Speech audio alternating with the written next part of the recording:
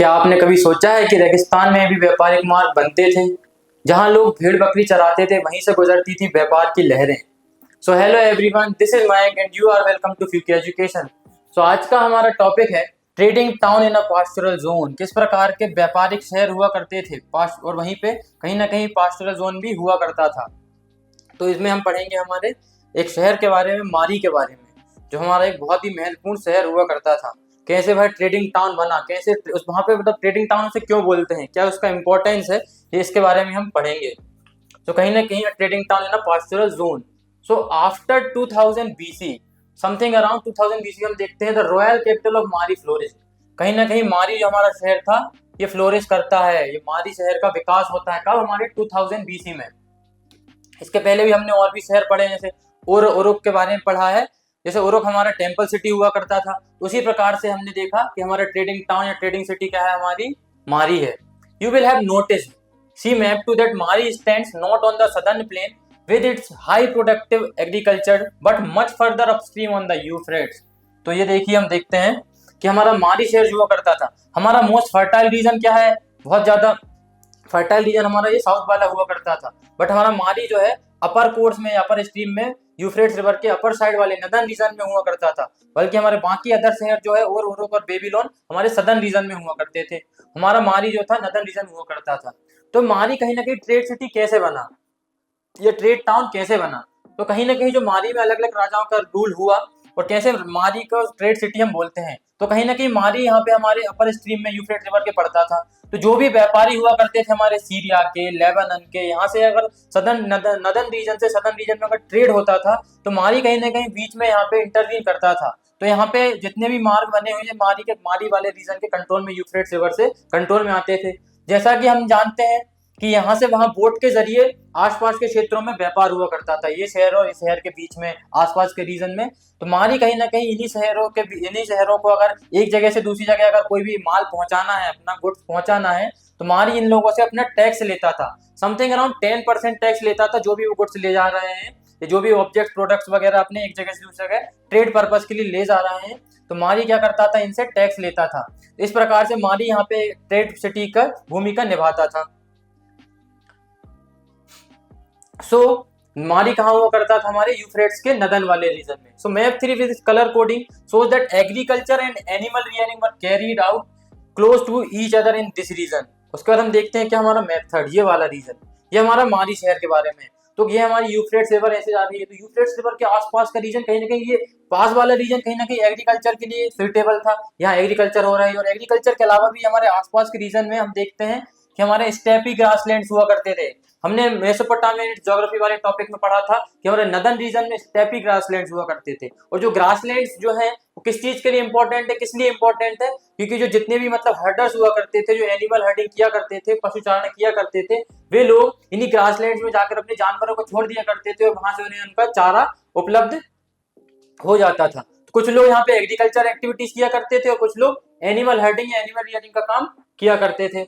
Some communities in the kingdom of the Mari had both farmers, और अलग अलग प्रकार की कम्युनिटी हुआ करती थी। कुछ किसान हुआ करते थे, फार्मर्स, और कुछ पास्चरलिस्ट हुआ करते थे, जो भेड़ बकरियों को चराने का काम करते थे, एनिमल हर्डिंग का काम करते थे। But most of its territory was used for pasturing sheeps and goats. अब क्योंकि नदर्न रीजन में मैक्सिमम एरिया जो है वहां पे स्टेपी ग्रासलैंड्स पाया जा रहा है, और कुछ ही फ्यू एरिया जो है जहां पर हमारे एग्रीकल्चर एक्टिविटीज हो रही है, तो मैक्सिमम हमारे क्या हुआ करते थे, जैसे पास्चरलिस्ट वगैरह एनिमल हर्डिंग के उपयोग के लिए ये जगह आती थी, यहाँ पे भेड़ बकरियों को चराया जाता था।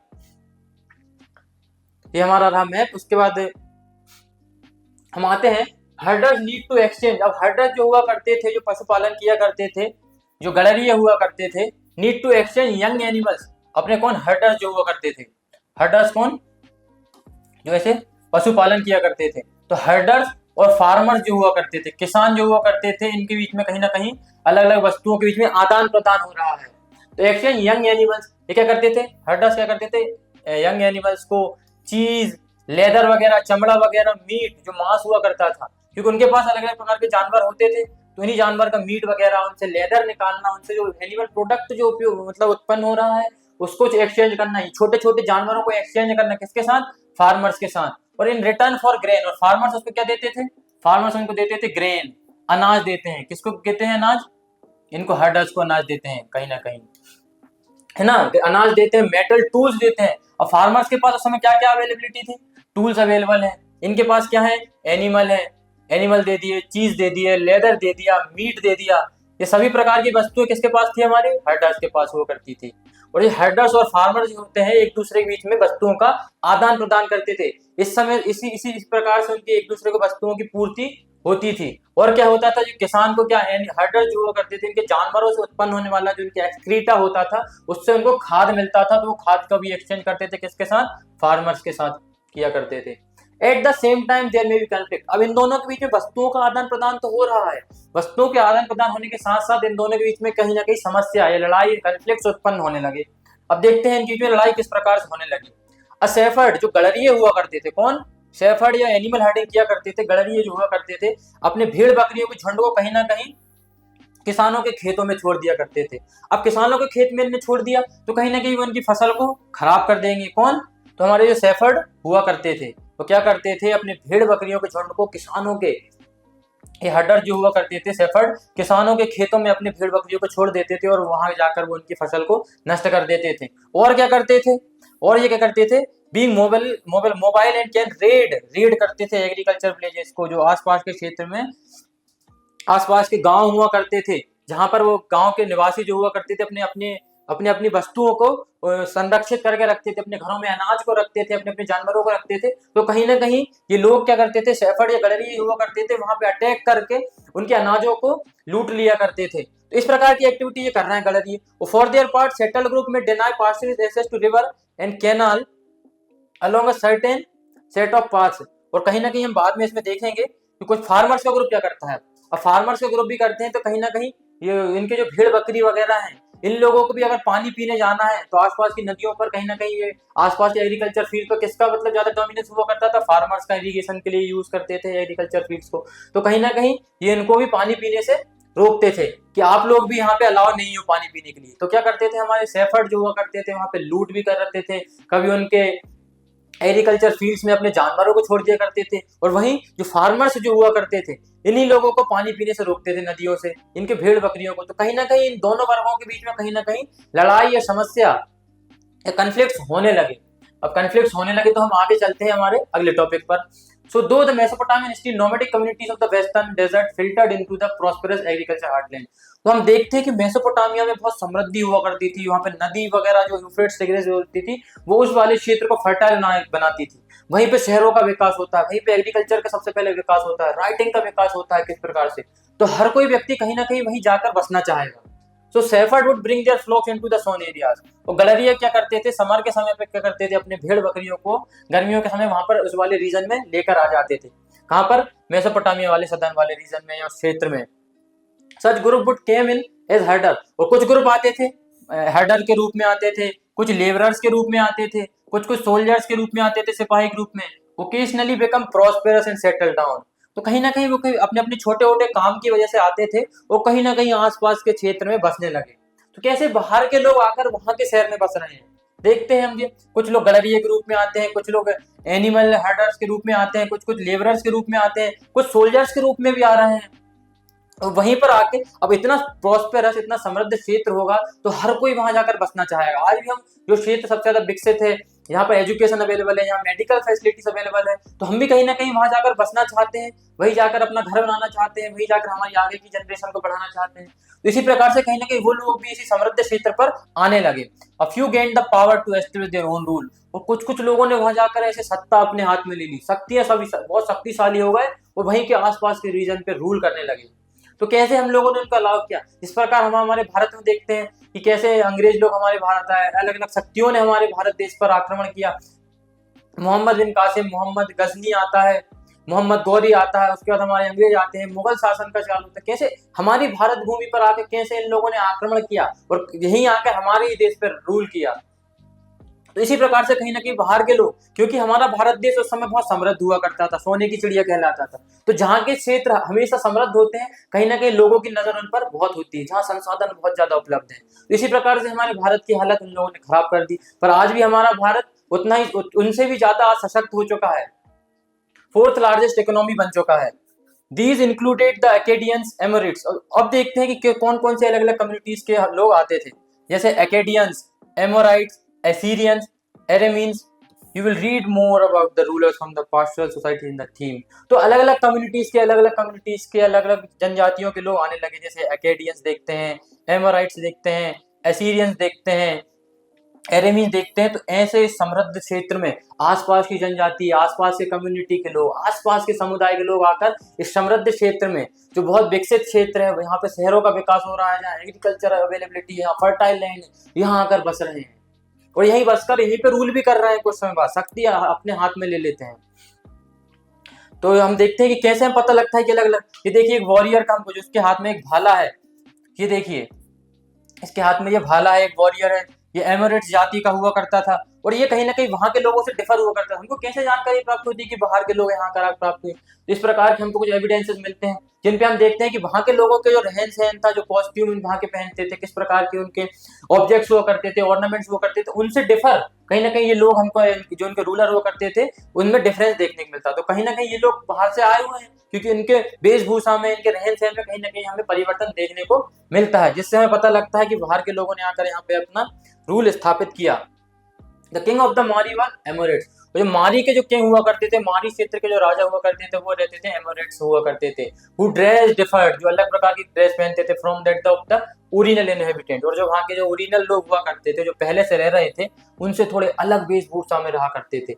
And who respected not only the God of Mesopotamian but also raised a temple. और वो लोग भी कहीं ना कहीं आके वहां के लोगों में कोई समस्या उत्पन्न नहीं कर रहे हैं, बट वो उल्टा वहां पे आके क्या भगवान की पूजा कर रहे हैं मेसोपोटामिया में, और बड़े बड़े मंदिर बनवा रहे हैं। और एट मारी for dragon God of steppe, अलग अलग भगवान की पूजा कर रहे हैं। जैसे कि हम ये देखते हैं, डैगन जो हुआ करते थे, कौन?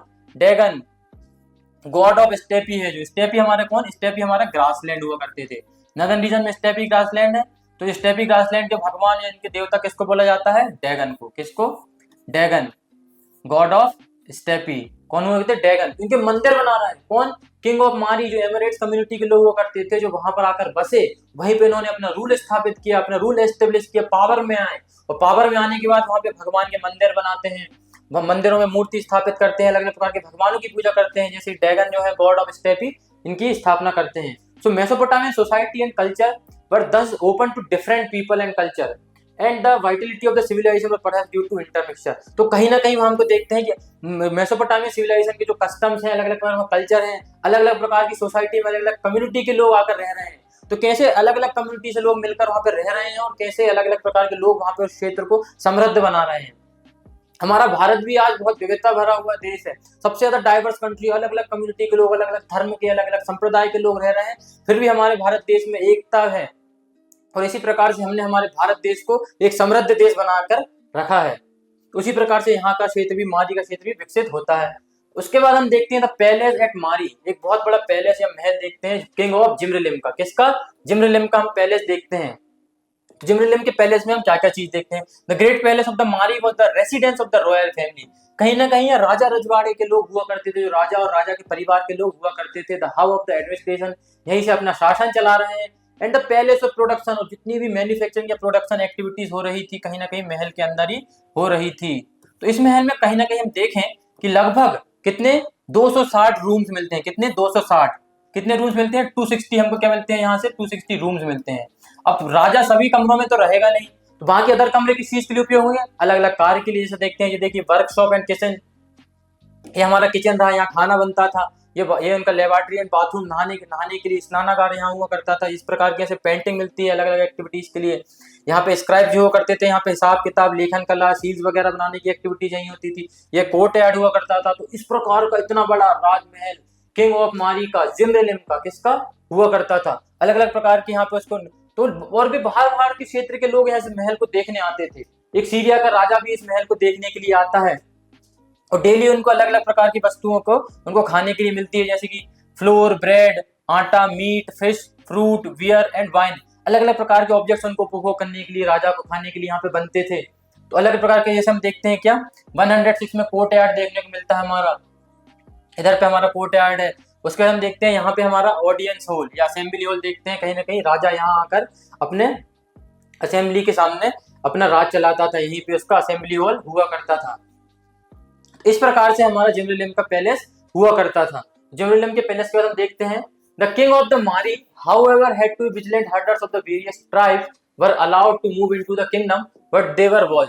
तो कहीं ना कहीं जो मारी के राजा हुआ करते थे, सभी कम्युनिटीज का स्वागत करते थे आने को, रहने को, घूमने के लिए, या उनको जो भी ट्रेड एक्टिविटी या ट्रेड पर्पस या कोई भी एक्टिविटीज के लिए वहां पे आते थे, सबको अलाउड किया जाता था। परंतु उन पर निगरानी रखी जाती थी कहीं ना कहीं, क्योंकि वो लोग कहीं ना कहीं आसपास के क्षेत्रों में लूट करते थे, इस वजह से उन पर निगरानी रखी जाती थी। Camps of the herders were mentioned frequently in the letters between the king and officials. One letter in office writes to the king that he has been seeing frequent fire signals at the night sent by one camp to another।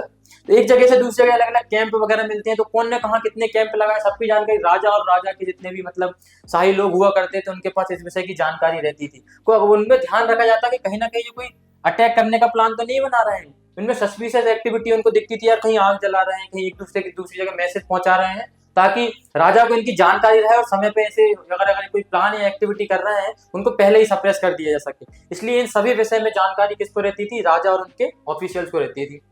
Located on the Euphrates in the prime position for the trade. और कहीं ना कहीं Euphrates के prime जगह पर रह रहे हैं, नदन रीजन में रह रहे हैं, यहाँ पे बहुत फर्टाइल एरिया है, एग्रीकल्चर भी हो रहा है, एनिमल हंटिंग भी हो रहा है, तो कहीं ना कहीं वहाँ व्यापार हो रहा है। किस किस का? लकड़ियों का व्यापार, कॉपर का, टिन का, ऑयल का, wine and various other goods that were carried in boats. और नाव जो हुआ करती थी, बोट हुआ करती थी, तो यूफ्रेट्स के सहारे कहीं ना कहीं अलग अलग प्रकार के ऑब्जेक्ट्स का ट्रेड हुआ करता था नदन रीजन से सदर्न रीजन में। हमने मैप में देखा कैसे मारी इंपॉर्टेंट रोल प्ले करता है, यहाँ से मारी यहाँ पे हुआ करता था, तो कहीं ना कहीं यहाँ पे हमारे अलग अलग सीरिया, लेबनान जैसे देश हुआ करते थे, तो आसपास के क्षेत्रों शहरों से और उरुक और मारी जैसे इनके क्षेत्रों से व्यापार कर रहे हैं, ये 10% टैक्स ले रहे हैं उनसे। तो अलग अलग प्रकार के ऑब्जेक्ट जाते थे यूफ्रेट्स रिवर के द्वारा, wood, copper, tin, oil, wine.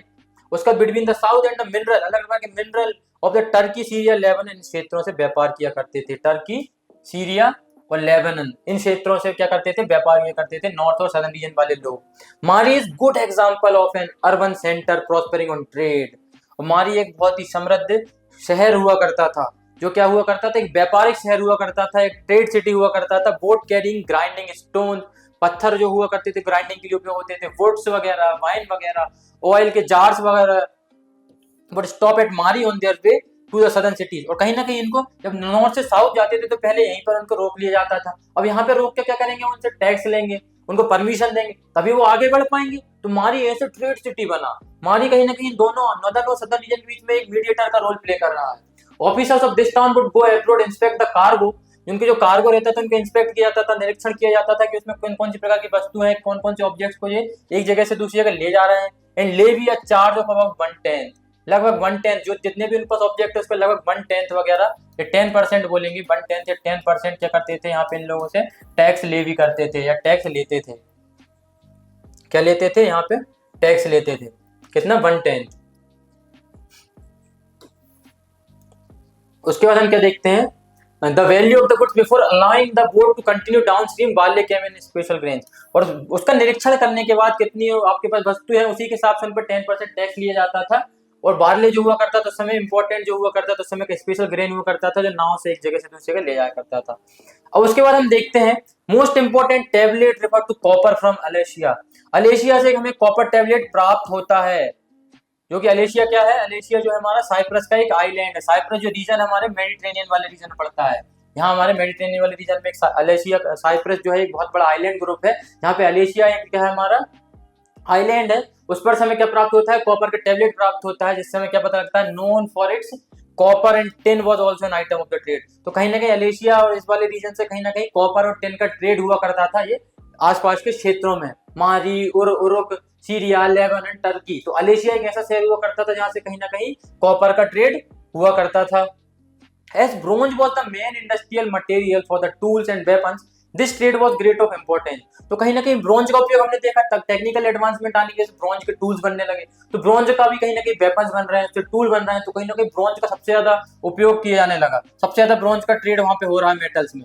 Thus, although the kingdom of Mari was not military strong, it was exceptionally prosperous। तो कहीं ना कहीं मारी में हम देखें तो मिलिट्री के आधार पे नहीं बोलेंगे, मिलिट्री बहुत स्ट्रांग हुआ करती थी, उसके पास बहुत बड़ी आर्मी हुआ करती थी, बट उसके बावजूद भी वहां पे ट्रेड इतना फ्लोरिश हुआ करता था जिसके आधार पे हम बोल सकते हैं कि एक बहुत समृद्ध शहर हुआ करता था, बहुत प्रोस्पेरस सिटी हुआ करती थी, जहाँ बहुत टेक्नोलॉजिकल एडवांसमेंट हुआ करते थे, सभी प्रकार के आर्ट आर्किटेक्चर वहाँ डेवलप होने लगे और इस प्रकार की सारी इकोनॉमिकल एक्टिविटीज वहाँ चल रही है। कैसे माली के क्षेत्र के लोग 10% टैक्स ले भी कर रहे हैं, कैसे उसे ट्रेड सिटी बनाया है, कैसे एक नदर्न रीजन और सदर्न रीजन भी तो मीडिएटर का रोल प्ले कर रहा है और ऐसे एक तरह से माली क्या है ट्रेड सिटी के रूप में फ्लोरिश करता है।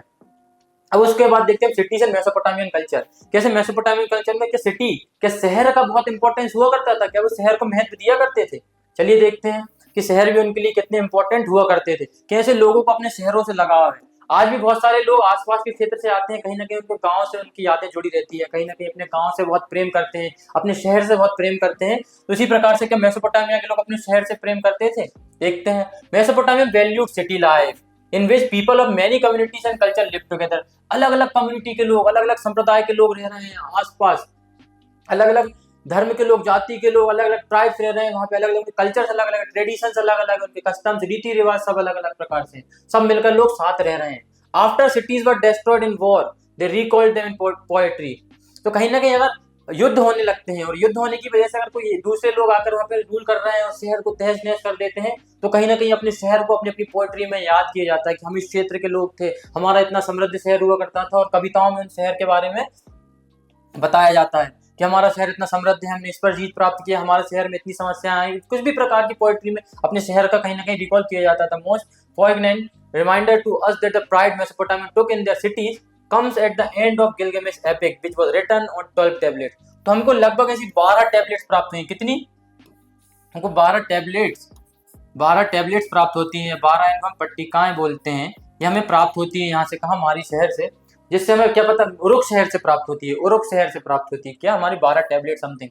तो इन 12 टैबलेट्स में हमको क्या मिलता है? गिलगेमेश। हमने इसके पहले एक देखा कि कौन की पोएम, कौन का एपिक हमने देखा, किंग एनवर्कर का देखा, जिसने राइटिंग की सबसे पहले शुरुआत करी। वो अपने एक एम्बेसडर को, दूध को एक जगह से दूसरी जगह वस्तु लाने के लिए भेजता है, उस प्रकार की हमको पोएम मिली। उसके बाद हम दूसरा राजा कौन देखने को मिलता है हमको? गिलगेमेश।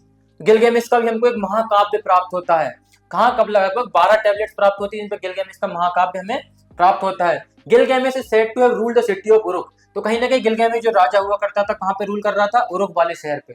सम टाइम आफ्टर एनमरकर, और एनमरकर के बाद हमने एक रूल कौन पड़ा? रूलर एनमरकर। एनमरकर के बाद कौन आता है? गिलगेमेश। A great hero who subdued people far and wide, he got a shock when his heroic friend died। तो एक ऐसा रूलर हुआ करता था इसने अपने उरुक शहर को बहुत समृद्ध बनाया, आसपास के क्षेत्रों पर विजय प्राप्त करी, बहुत ही शक्तिशाली राजा हुआ करता था।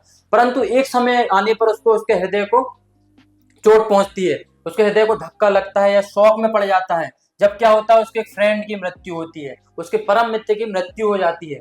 He then set out to find the secret of immortality। तो कहीं ना कहीं वह अमृतत्व की खोज में, इमोर्टलिटी की खोज में, आसपास क्षेत्रों में सातों समुद्र को पार करते हुए निकल गया, बड़े बड़े पहाड़ पर्वत सबको पार करते हुए अमृतत्व की खोज में निकल गया। तो कहीं ना कहीं वो अपने मित्र के विलाप में, मित्र के वियोग में कहीं ना कहीं वह परेशान हुआ करता था, उसका हृदय नहीं लग रहा था। इस वजह से कहीं आसपास के क्षेत्र में सुख शांति की तलाश में, अमृतत्व की खोज में वह एक जगह से दूसरी जगह निकल जाता है, अलग अलग पहाड़ों को पार करते हुए पूरे देश दुनिया में घूमता है। After a heroic attempt Gilgamesh failed, परंतु फिर वो बाद में निराश हो जाता है, निराश होकर वापस अपने शहर में लौट जाता है। कहां पर? उरुक में। वापस अपने शहर उरुक में लौट कर आ जाता है कि देख लिया हमने जग सारा, अपना घर है सबसे प्यारा। So there he consoled himself by walking along the city wall back and forth. He admired the foundation made of fired brick that he had put into the place. It is on the city wall of the Uruk that the long tale of heroism and endeavor fizzles out।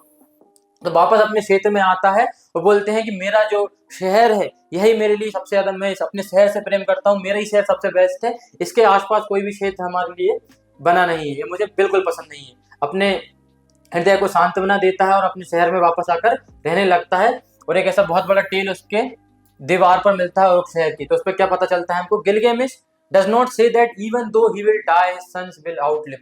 तो कहीं ना कहीं मेरे मृत्यु के पश्चात कहीं ना कहीं मेरा शहर इतना ही समृद्ध बना रहेगा और मेरी आने वाली पीढ़ी जो है, मेरे सन जो है, वो यहाँ पे खुशहाल तरीके से मेरे शहर में रहेंगे। तो कहीं ना कहीं अपने शहर को महत्व बता रहा है, जो कि हमारे आसपास के जो मेरी प्रजा ने ऐसा इतना खूबसूरत जो शहर बनाया है, मेरी आने वाली पीढ़ी इस शहर में रहेंगी और बहुत खुशहाल तरीके से रहेगी और अपना राजपाट संभालेगी।